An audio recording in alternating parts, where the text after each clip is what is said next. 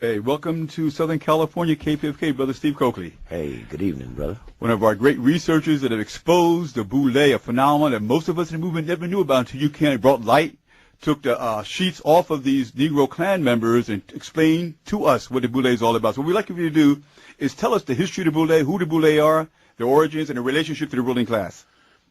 Thank you, brother. I would thank you for hosting me and my friends here, and appreciate you and all your company. Everybody's excessively intense, and that is the demand of the day. This secret society, this particular black secret society that we'll talk about today, is the first of the black Greek societies, started in 1904. And that word that you said, Boule, is actually an acronym. It's a Sigma Pi Phi. Sigma Pi Phi, 1904 in Philadelphia. And for most of our people, we are not prepped to the responsibility of secret society in the American society. Mm-hmm. And this founding constitution, this illegal criminal enterprise, was a Masonic affair. And a Masonry is a form of secret society. There are other well-known secret societies like Skull and Bones at Yale, of which this corrupt president and his father were members of. And it is that society that the black society modeled itself after. So when they wrote their first history book, The History of Sigma Pi Phi, by a very noted black author, University president Charles Wesley, who wrote the history book for the Elks, the Prince Hall Masons, National Council of Negro Women, Alpha Phi Alpha, and Sigma Pi Phi. And as a result, in page 28 of its first history book, it noted that it wanted to be like Skull and Bones at Yale. It was right here in Los Angeles at the Good Life on a Friday night.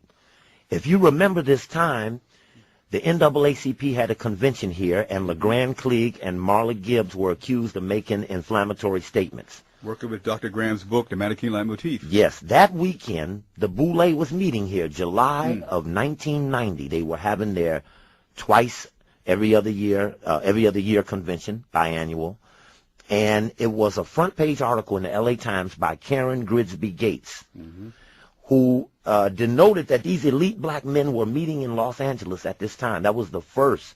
I remember sending someone to the car to bring it in, and we read it from the stage of the Boule on July 18th, the day the story appeared, front page LA Times. And I thought it was unusual that the LA Times knew of this society, and I didn't know of them.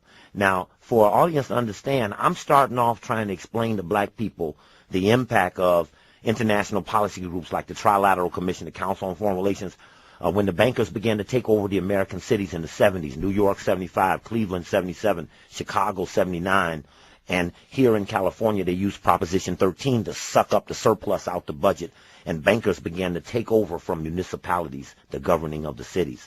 And as I was scratching, I could not figure out how was there such black complicity in this centralization of worldwide power, the New World Order. It's on the dollar bill, pyramid by white men who never built one, never saw one, but they emulated this symbol. And now comes a series of societies, and now comes forth this black one in 1904. As we began to read deeper, it had another analogy in the story to Skull and Bones. It wasn't until we got the history book that the analogy that looked happenstantial in the story in the LA Times was actually deeper in the actual history book, where they drew attention to Skull and Bones. It denoted that W.E.B. Du Bois was a member, and it began to describe people, influential people in the present-day society, and historically, our university, historically black college presidents are primarily coming out of this, advisors to the king. And that word, that Boule word, can be looked up in a encyclopedia. Well, now people don't use them, they use internet. And that's a dangerous thing, a dangerous dependency. But Boule, B-O-U-L-E, the Greek version. There's a French version that's a coming together, a conclave, the AKA called their convention, the Boule. But the Greek word is what we're looking for, the advisors to the king. The lower house of the Greek parliament is called Boule. And if you know the American congressional system, Senate, 6 years, more power, authority, only 100 2 per state. Congress, 435, have to run every 2 years. Your lower house has less power and authority. So it appears as if, in finding the Boule, that within it was a subordination to something else. And in its history book, it drew attention. Here's a logo. And this is their logo is a Grecian sphinx. It's an animal. And this Grecian sphinx is similar to a griffin or a gargoyle. Kind of ironically, the Boule had their convention in Los Angeles in 1941. At where else? Griffin Park. And this logo, this symbol, is a guardian animal. This would be similar to a Rottweiler or a dog or a German Shepherd. They tend to protect something higher than itself. Let me ask you a question. I went to Howard University, for instance, and a number of African so-called Greek societies, fraternities, as well as in our community, there's a number of secret, semi-secret organizations. How is the Boule different than the numerous fraternities and groups in our community? What is the relationship to the ruling class? Father, son. The nine make up the axis of the Black Greek dynasty. There are 4 male societies, 4 female societies, and the Boule make the 9th one. They're the first, 1904 series, the Alphas. I'm not versed in the exact order, but I have all of their history books, and each of them draw attention to things where they got their ritual from. The Deltas draw attention to Freemasonry, said our ritual came from Mary Church Terrell, whose husband, Robert Terrell, was head of the Masonic Lodge in Washington, D.C. Mary Church Terrell, Mary Church, is the daughter of the first black millionaire in America, Robert Church of Memphis, Tennessee. Huge mausoleum to him there.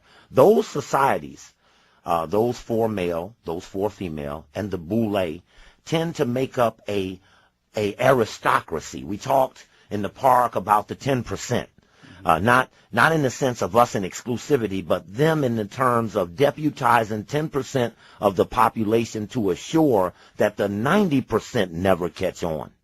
And it's very important to know that if you look to Alpha Phi Alpha website, there's alphas, kappas, Qs, and Phi Beta Sigma. There's Zeta Phi Beta, Delta Sigma Theta, AKA, and Delta, I'm missing somebody, Sigma Gamma Rho.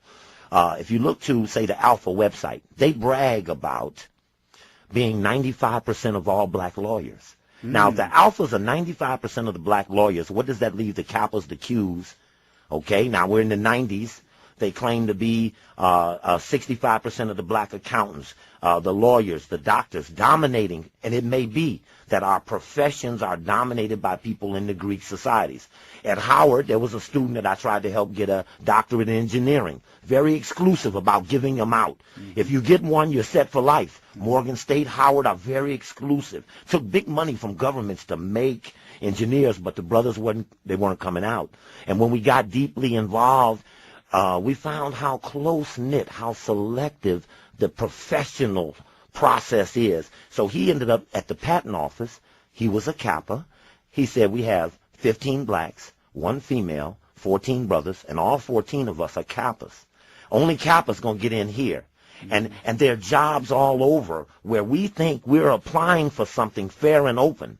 But I would suggest that the ruling class recognized this was a very significant period, Didon, when they decided that they would give a college degree to a person of African ancestry in America who, after Reconstruction, should have been pretty pissed off. And so they were very weak about